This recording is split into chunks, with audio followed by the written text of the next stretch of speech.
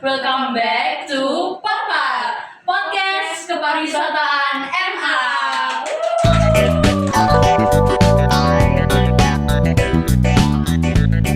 Bisik Bincang Asik. Oke, langsung aja ya. Kita perkenalan dulu. Ya. Saya Fikri Rebecca dari kelas 11 perhotelan. Saya Felicia dari kelas 11 perhotelan. Dan sekarang kita kedatangan tamu-tamu yang sangat spesial nih, Fel. Yes. Dari kakak kelas ya. Kakak kelas 12 perhotelan yang baru aja magang. Tuh. Terus ini nggak cuma berdua aja ya kayaknya aslinya ya. Cuma ada satu orang yang nggak bisa hadir di sini. Namanya C Cantika dari kelas 12 perhotelan. Jadi nanti kita perwakilannya tanya-tanya sama C Junita sama C Selin aja. Nah selanjutnya kita mau ngapain nih, Vel? Kita bahas itu dulu nggak sih yang punya C Cantika itu? Oke, boleh. Kamu bisa bacain pesan ya, karena C Cantika kan nggak hadir hari ini. Jadi C Cantika juga punya pesan buat kalian semuanya yang lihat video ini. Oke, jadi namanya C Cantika dan departemennya magang di Food and Beverage Service di Platinum Hotel Tunjungan Surabaya. Jadi selama 6 bulan magang, kerjaan yang dilakukan intens itu dengan tamu secara langsung, mulai dari mengeluarkan tenaga dengan mental yang kuat, terus juga mengatur strategi promosi marketing, dan juga kita juga pendidik untuk handle komplit di saat magang. Di jam breakfast itu ditargetkan untuk meminta suatu review ke tamu mulai dari case name di kertas maupun Google seperti report officer. Untuk itu printer-printernya juga kita memberi service pelayanan terbaik ke tamu agar tamu tersebut yang tidak suka mengetik bercerita terlalu panjang dengan total 218. Gitu aja ya pesan dari C Cantika ya. Yes. Oke, jadi C Cantika ini magang di Hotel Platinum ya. Itu teman-temannya mereka juga, guys. Nah sekarang nggak usah basa-basi terlalu banyak, langsung aja ke poinnya. Ini pertanyaan pertama ya. Asik ini kok kayaknya deg-degan gitu sih, Jay. Ini aman ya, ini nggak kena mental kan di sini ya. Oke, first impression C Selin sama C Junita pada saat pertama kali PKL di sana itu gimana? Boleh cerita sedikit mungkin dari C Selin dulu terus ke C Junita. Oke, untuk first impression ini sebelumnya saya Selin dari kelas 12 perhotelan dan saya berkesempatan untuk menjadi bagian dari Double Tree by Hilton Surabaya. Ya, di sini untuk first impressionnya sendiri karyawan, staff dan semuanya ini sangat welcome ke anak-anak ini dan semuanya terstruktur juga mulai dari bukaan sampai akhir. Namun karena memang kan ada beberapa implementasi yang berbeda dari dunia pendidikan ke dunia hotel, jadi memang perlu adaptasi aja. Tapi semuanya itu first impressionnya adalah bagus. Jadi kayak first impressionnya pasti kayak orang-orang yang welcome kan pasti kita nyaman ya untuk belajar lebih dalam lagi mengenai hotel tersebut. Sebelumnya perkenalkan, aku Yunita dari 12 Hospitality. Aku berkesempatan magang di Samila Hotel Surabaya. Itu bagian Surabaya Barat. Ya, aku di Departemen Front Office di section Destination Officer, sama ada di bagian Executive Lodge di sana Surabaya. Pertama waktu masuk sih, aku pikirnya karena memang Samila hotelnya old ya, hotelnya kesannya emang udah lama dan udah tua, jadi staff-staff yang di sana juga lumayan sudah lama berkecimpung, ada yang 40 tahun, 50 tahun gitu. Cuma so far walaupun udah tua hotelnya, tapi mereka tetap friendly ke anak-anak training yang notabene beda jauh ya, kayak masih belasan tahun sama yang udah puluhan tahun yang pengalamannya banyak, tapi mereka tetap masih mau ngajarin kita sebagai anak training yang nggak tahu apa-apa ya di sana, tapi masih tetap intinya nggak kaku untuk ngajarin anak training, dan masih gampang-gampang aja, walaupun memang nggak bisa terlepas dari senioritas, cuman oke kalau kita bisa ngikutin poinnya. Jadi juga orangnya Vel, menyikapinya gimana? Kalau ada senioritas itu kita harus juga bisa memposisikan diri kita gimana. Next. Oke, yang poin kedua itu pernah nggak sih Cece dari Yunita itu mendapatkan sedikit tekanan waktu pertama kali PKL itu di lingkungan atau juga teman PKL yang lain juga? Kalau untuk pressure dan lain sebagainya itu pasti ada, karena balik lagi kita juga perlu waktu buat adaptasi kan, dan waktu untuk adaptasi itu nggak cepat tapi itu lama. Kita harus beradaptasi dengan lingkungannya, dengan orang-orangnya, dengan pekerjaannya, dan juga dengan checklist dan lain sebagainya. Dan jadi dari di activity-nya itu kita harus adaptasi juga, kadang ada yang kelupaan, kadang ada yang kelebihan atau dan lain sebagainya. Tapi untuk itu pressure semuanya pasti ada, tetapi bagaimana cara masing-masing individu ini menangani dan mengambil sisi positifnya aja sih. Kalau dari Yunita gimana?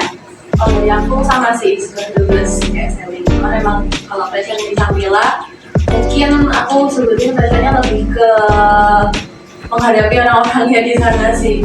Dan juga kebanyakan Sampila itu kan banyak yang member-member yang which is mereka udah lama banget dong di Sampila. Nah itu tinggal gimana caranya kita engage ke mereka. Ya, tapi so far tamu-tamunya juga asik gitu, karena tamu-tamunya walaupun kita sebagai new trainee, kita tuh bisa engage-nya itu nggak yang kayak kamu trainee baru nih gitu. Ya tetap masih friendly. Jadi pressure-nya masih bisa lah, iya masih oke. Bukan yang kayak ekspektasi kalian mungkin pressure-nya kayak menekan banget gitu, tapi waktu kita jalanin ya bisa dilalui. Karena memang tekanannya itu bukan berasal dari orang lain juga. Orang lain itu nggak seberapa menekan dan menuntut kita, karena kan semuanya itu tahu kita itu new trainee, kita juga dari sekolahan, nggak ada pengalaman atau basic apapun. Tapi bagaimana cara kita menghadapi dari tekanan itu sih gitu. Dan memang kalau untuk DoubleTree dan Sampila ini memang hotelnya ada beberapa spesifikasi yang berbeda. Dari segi jenis hotelnya itu udah beda banget sih menurut kita. Kuncinya harus ngerti sih dari diri kita So, sendiri. adaptasi juga harus mau open lah buat mau belajar dan nggak usah kan jangan dianggap pressure sih menurut aku, karena ya udah kalau udah berkecimpung di dunia kerja ya memang gitu tantangannya harus dilakukan, harus dilalui. karena kan kita ngadepin tamu, ngadepin semua staff itu kan tiap hari juga dengan orang yang berbeda-beda sebenarnya dari sisinya. Tergantung keterbiasaan Tuh. yang berbeda. Berarti 2 kata nih, jalanin aja ya. Bener. Iya sih. Terus habis gitu, ya next ya. Next pertanyaan ini aku kepo. Cici berdua kan dari front office, ya kan? Nah, apakah ada perbedaan nggak? Maksudnya sesuai ekspektasinya Cici nggak? Atau sesuai dengan SOP yang diajarin di sekolah atau enggak? Kalau untuk SOP sih semuanya sama ya sebenarnya, cuman kalau di dunia hotel itu tidak seformal yang diajarkan di sekolah, karena ada seniornya di DoubleTree itu yang mengatakan kita itu menghadapi tamu bukan robot. Gitu. Kalau robot kan formulanya apa harus diberikan, tapi kalau untuk tamu sih kalau aja as long as kita welcome, kita senyum dan kita mengengage tamu dan memperlakukan tamu itu selayaknya manusia. Jadi kalau misalkan terlalu formal dan lain sebagainya, itu hal yang berbeda antara sekolah dan dunia industri. Tapi overall untuk semuanya tetap sama, mulai dari praktisi dan lain sebagainya. Karena kan mulai di sekolah ini kan diajarkan juga oleh praktisi yang ada di hotel. Cici? Ya kayak Kayak SOP-nya beda. Iya. SOP-nya kalau hotel sih, kalau umum-umum ya sama aja guys. Tapi memang tiap hotel mungkin beda-beda ya rules sama standarnya. Tapi so far apa yang diajarin di sini sama di hotel kan kita masih bisa mengimplementasikan, tinggal kita mengembangkannya aja. Next Fel. Next itu pas pertama kali di hotel untuk training itu apa aja sih yang difokuskan dari siapa gitu? Kalau untuk pertama kali sebagai trainee yang difokuskan apa ini maksudnya dalam segi apa? Mungkin dari segi kayak apa ya, kayak mungkin kepentingan dalam minggu pertama ini harus fokusnya kemana gitu. Itu prioritasnya benar ya. Untuk minggu pertama menjadi trainee itu yang menjadi fokusnya adalah kita harus adaptasi sama hotel facilities, professional hour dan lain sebagainya. Intinya kita harus mengerti tentang hotel product knowledge. Yang pertama, dengan mengerti product knowledge dari hotel kita masing-masing, kita masih bisa ngejalanin semuanya itu dengan lancar tanpa ada hambatan. Karena kan pasti tiap harinya kita bertemu dengan manusia yang berbeda-beda tiap harinya, dengan sifat yang berbeda, karakter yang berbeda, dan kadang-kadang ada yang nyebelin, ada yang enggak. Jadi memang harus adaptasi sih. Adaptasinya lebih ke pekerjaannya kita, seksinya kita, sama product knowledge dari hotel. Aku mungkin berbeda jawabannya kali.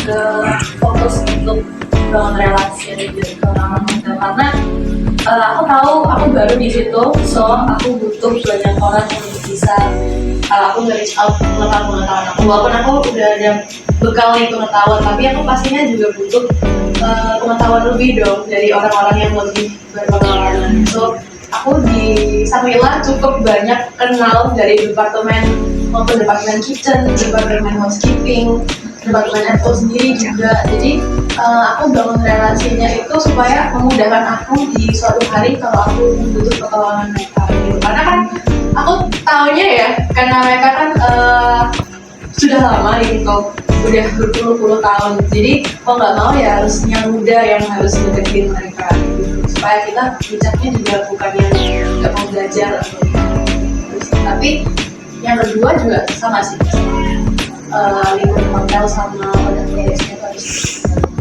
Kalau bagi aku relasi itu Setuju sih, soalnya kayak kita yang baru pertama kali menginjak itu, meskipun kita udah punya bekal, tapi kita juga harus ngerti, oh ini yang lebih tinggi dari kita. Oke, nah terus ada nggak ya Cek, kayak kira-kira kesalahan yang paling sering terjadi di awal-awal PKL kalian itu apa? Kayak minggu pertama mungkin sering ngelakuin kesalahan ini gitu, dan itu lumayan terus berkali-kali gitu. Untuk minggu pertama yang sering kesalahan itu nggak seberapa fatal, cuman mungkin beberapa yang sering lupa ini, sering lupa ini. Tapi untuk semuanya, kakak-kakak di Double Tree Brothers Surabaya ini sangat welcome dan sangat mengajarkan. Jadi kita diajarkan sampai bisa. Jadi intinya setiap problem yang kita hadapi, konsultasi, lalu semuanya akan diajarkan dan selesai. Intinya komunikasi lah, jangan sampai ditendam sendiri, jangan sampai dihadapi sendiri, karena kan kita kerjasama as a team ya, bukan as a group. kalau dari aku kesalahan terus menerus ya. Kayak selalu jadi. Sering terjadi sih enggak, cuman banyaknya kesalahan-kesalahan yang berbeda sih dari kesalahan yang sebelumnya. Karena kan kalau kesalahan yang terus menerus dilakuin kan juga ya baik kan, karena kan udah dikasih tahu terus tetap ngelakuin kesalahan kan juga dampaknya ya baik buat departemen kita sendiri. So kalau dari aku kesalahan-kesalahan lebih ke miskomunikasi mungkin tapi menurut aku tuh setiap departemen ada sih miskomunikasi, tergantung ya tadi yang saya bilang gimana kita cara handle-nya, gimana kita komunikasi ke seniornya. Makanya aku bilang area apa sih, relasi itu penting. Relasi itu penting supaya itu memudahkan kalian untuk misalnya ada apa-apa kalian bisa respon yang saling mengenal ya. Betul, karena kan kalau kita mau tanya terus nggak tahu namanya kan agak ini juga kan, agak sungkan juga, namanya siapa gitu. Ini tips ini buat kita, kita bersyukur ini kita harus jadi acara ini ya. Kayak ya betul sih, kalau dipikir-pikir itu sangat-sangat betul. Ini baru terbuka lagi pemikirannya ya. Lanjut. Nah, jadi strategi apa yang dapat membantu trainee menjadi anggota tim yang dihargai agar tidak diremehkan hanya sekedar oh ini si trainee gitu. Untuk itu poin penting adalah sopan, attitude, dan yang kedua adalah sering membantu senior. Karena senior itu sangat terbantu dengan kehadiran kita. Dan itu pun yang diharapkan dari senior juga, kita bisa membantu pekerjaan mereka.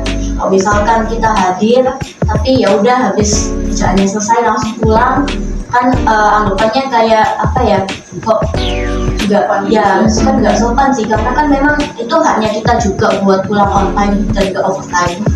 Dan itu pun kalau overtime dilarang di Double3. Jadi rajin-rajinnya kita untuk membantu dan tahu diri lah istilahnya gitu. Mungkin nggak harus berlarut-larut ya, tapi kayak setidaknya mungkin kita nyari waktu beberapa menit atau setengah jam kita buat cari yang lebih dalam lagi. Intinya adalah kayak peduli sih, misalkan di depan reception queuing tapi kita udah nggak ngapa-ngapain, kita malah milih duduk di belakang. Nah itu akan menimbulkan komentar yang negatif ke senior gitu. Maka dari itu harus rajin-rajin melihat kondisi juga sih kalau mau ngelakuin apapun. Kalau Ci Yunita bagaimana? 11-12 sama dia, tapi mungkin satu kata, inisiatif. Inisiatif dalam kerja itu menurut aku penting banget, karena walaupun kamu cepet nangkep nih, kamu pinter, kamu bisa ngelakuin ini dengan cepat, ngerti dengan cepat, tapi kalau misalnya kamu nggak ada inisiatif, jadi kalau di aku di Sarila sih lebih banyakin ya inisiatif sih. Jadi kayak walaupun seniornya nggak nyuruh kamu ya, tapi kamu tetap ada inisiatif yang kayak, oh kayaknya harusnya seperti itu.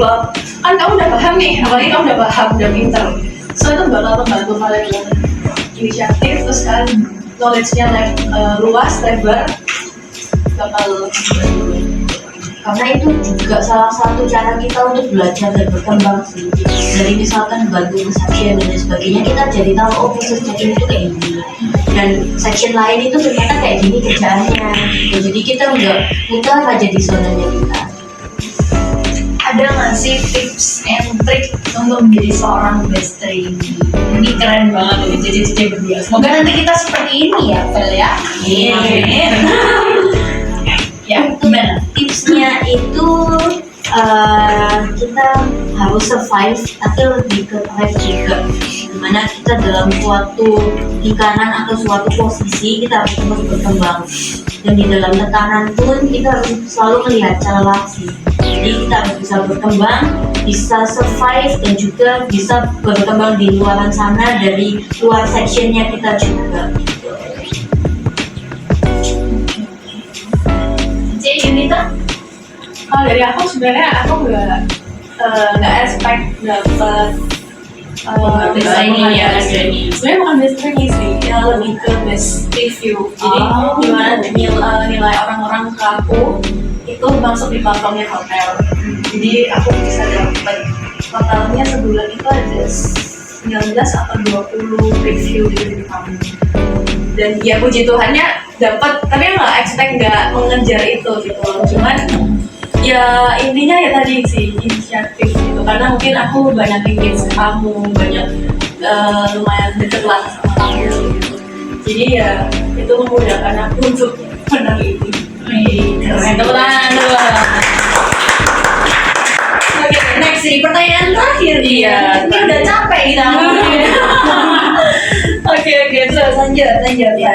Jadi kan pas bahas ini mau bentar lagi mau PKN nih ya kan. Jadi motivasinya itu apa yang bisa diberikan untuk kita akan memulai perjalanan trainee hotel? Motivasinya ya sama sih.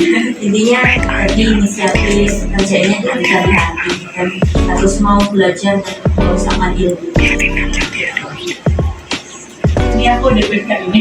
Iya. Jadi kan boleh menyampaikan kata-kata. Ini pas banget soalnya di depan kita ya. Kayak tertampar ini aku jadinya. motivasi. Suka nggak suka karena kalian nggak akan tahu hasil akhirnya gimana. Jadi kalau misalnya kalian merasa aku ini bukan job deskku gitu, tapi nggak apa, lakuin aja kan. Disitulah kalian bisa nemu titik terangnya gitu.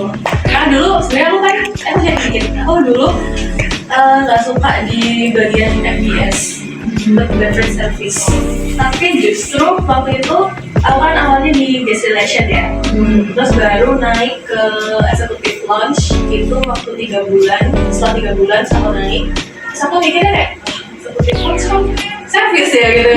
Aku nggak mau awalnya, cuman udah di settle jadwalnya, jadi kayak ya udah dikasih kesempatan. Iya, udah dikasih kesempatan. Aku pikirnya tuh karena di service aku kalau pagi ada breakfast sampai dari mulai jam 5:30 di dapur, which is jam 5, jam 4 aku udah harus di hotel karena aku harus siap-siap segala macem sampai jam 2 aku harusnya briefing dulu, baru aku jam 4 itu baru bisa pulang.